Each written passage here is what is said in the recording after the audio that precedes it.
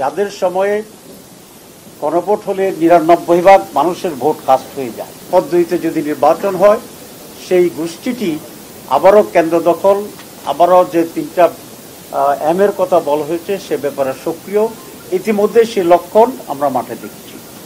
তো সে কারণেই PR is the best solution, number 1।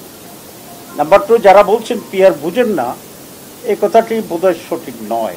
কারণ সকলেই পিআর বুঝেন বিদায় ইতিমধ্যেই ৭১% মানুষ পিআরের পক্ষে রাজি হয়েছে। ২ নম্বর যেটা বলতে চাই সেটা হচ্ছে যে নির্বাচন হবে কি হবে না, আপনারা যাবেন কি যাবেন না, এরকম নানা প্রশ্ন তুলে এখানে একটা পরিবেশকে ঘোলাটে করে দিচ্ছে।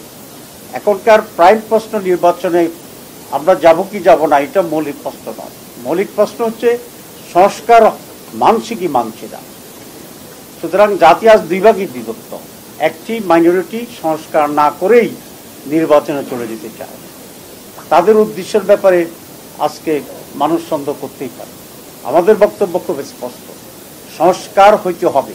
কারণ সংস্কারবিহীন নির্বাচন মানে হচ্ছে আওয়ামী লীগের আমলের নির্বাচন, সংস্কারবিহীন শাসন মানে সেই ফেসিবাদের শাসন, সংস্কারবিহীন বাংলাদেশ মানে আমাদের বিগত অন্ধকারে ঢুকে যাওয়ার সেই বাংলাদেশ।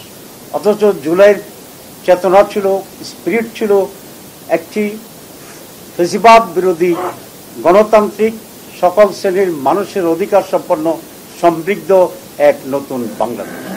সুতরাং সংস্কারবিহীন নির্বাচন এই নতুন বাংলাদেশের বিরুদ্ধে এবং একটি সঠিক নির্বাচনের বিরুদ্ধে একটি ষড়যন্ত্র।